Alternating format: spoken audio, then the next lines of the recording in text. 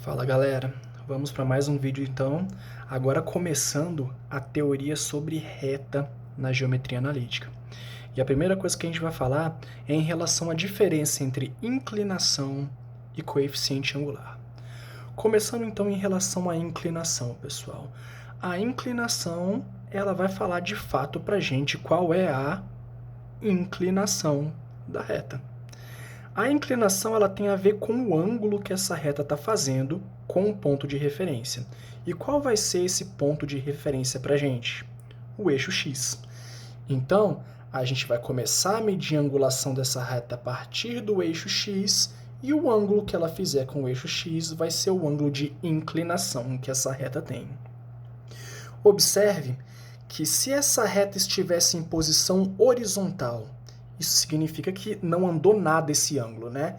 Esse ângulo de inclinação é igual a zero, como esse exemplo que está aqui embaixo que a gente vai falar mais tarde dele. Retas horizontais, como não andou nada a inclinação, alfa é igual a zero. Vai andando, até que ela chega em posição vertical, como a que está nesse exemplo aqui. Ângulo de inclinação alfa, 90 graus. Até que ele continua girando, e ele chega nessa posição aqui, 180 graus, que é idêntica à posição que estava inicialmente, a posição do 0 grau. Por isso, pessoal, que a gente fala que a angulação de 0 grau e a angulação de 180, elas são a mesma coisa, a gente acaba não considerando então o 180. A gente fala, galera, que esse ângulo de inclinação, ele varia entre 0 e 180, mas a gente inclui o zero, é o caso da reta horizontal, e a gente não inclui o 180 porque a gente considera que o 180 é a mesma coisa que o zero, beleza? Então, basicamente, a inclinação tem a ver com o ângulo, ok? E aí a gente vai para o coeficiente angular, que é, de fato, mais importante e tem umas propriedades mais interessantes para a gente na matemática. E a diferença entre o coeficiente angular e a inclinação é muito sutil, gente. A inclinação é o ângulo. O coeficiente angular vai ser a tangente do ângulo.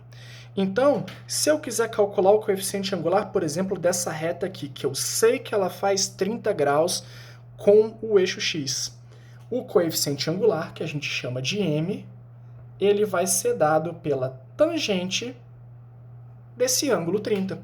Então, o nosso cálculo vai ficar simplesmente m é igual a tangente de 30, que por aquela tabelinha a gente lembra então que esse coeficiente angular é igual a raiz de 3 sobre 3. E daqui a pouco a gente entende melhor o que isso significa, beleza?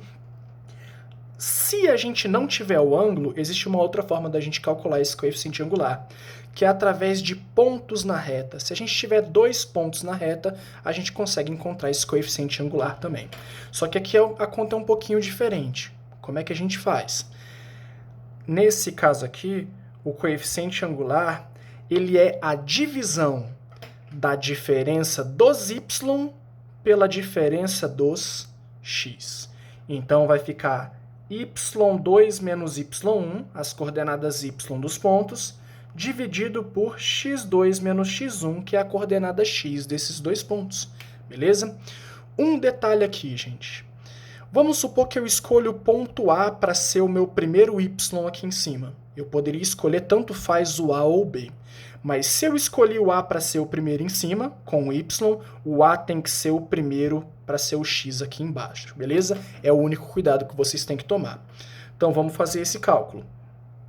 M é igual a, vamos começar com A aqui, y2, 2, menos y1, menos 2, dividido por x2, 3, menos x1, 1.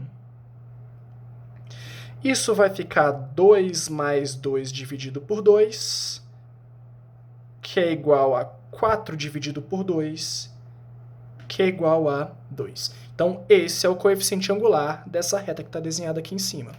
Isso significa que se eu tivesse calculado esse ângulo de inclinação e calculado a tangente desse ângulo, o resultado ia ser 2. Agora, duas coisas importantes a esse valor do coeficiente angular. Primeiro, Vocês estão vendo que esse 2 aqui deu positivo? Valores positivos para o coeficiente angular indicam que a minha reta vai ser crescente, enquanto valores negativos indicam que minha reta é decrescente. Então, se o m é menor que zero, isso implica numa reta decrescente, e se o m for maior que o zero, isso implica numa reta crescente, beleza? Segunda coisa, e eu considero mais importante, para a gente entender o que está acontecendo aqui. Pessoal, se a gente observar, a gente pode observar essa reta aqui, tanto pelo x quanto pelo y. Vamos supor que cada vez que ela dá um passo aqui para a direita, o nosso x está aumentando uma unidade, certo? Aqui o x está zero. Qual é o valor da função nesse ponto? Menos 4. Aqui o x está 1. Qual é o valor da função nesse ponto? Menos 2. Vocês viram que do menos 4 subiu para o menos 2? Aumentou 2.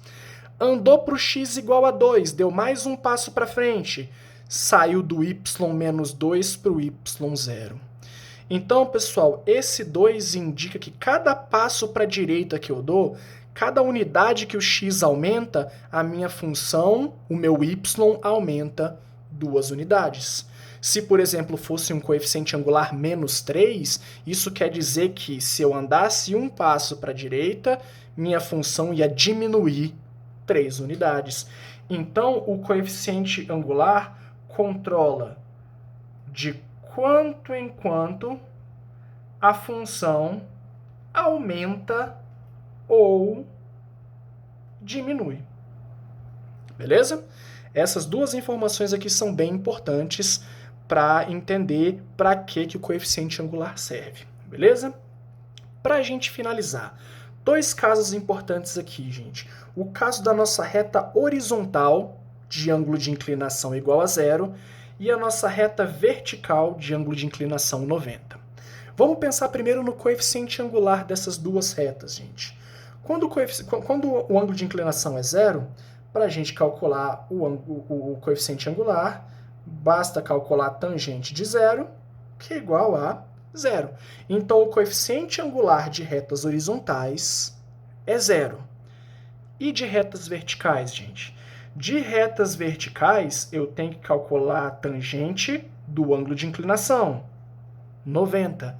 Mas tangente de 90 não existe. Isso quer dizer que retas verticais não têm coeficiente angular. Além disso, observe esses 2 pontos que eu marquei aqui nessa primeira reta. Esse ponto aqui é o ponto 3, 2. E esse ponto aqui é o ponto menos 2, 2. Observe que todos os pontos dessa reta vão ter coordenada y igual a 2. E aí a gente consegue dar um nome para essa reta. Essa reta vai ser a reta y igual a 2. Toda reta horizontal, ela vai ter o nome y igual a alguma coisa. Esse alguma coisa é o quê? Justamente onde ela bate aqui no eixo y. Todos os pontos vão ter essa mesma coordenada y. Da mesma forma que uma reta vertical, nesses 2 pontos que eu marquei aqui, ó, esse é o ponto menos 3, 3. E esse é o ponto menos 3, menos 2. Todos os pontos dessa reta vertical vão ter a coordenada x menos 3. Como que a gente dá nome para essa reta? X igual a menos 3. Toda reta vertical vai ter esse nome, x igual a alguma coisa. Que alguma coisa é esse? Justamente onde ela bate aqui no eixo x. Beleza? Essas outras retas de outra inclinação, 30, 40, assim em diante, a gente vai estudar como que a gente dá o nome, como é que a gente calcula a equação dessas retas num próximo vídeo. Por enquanto é isso, gente. Agradeço a participação de vocês e até a próxima.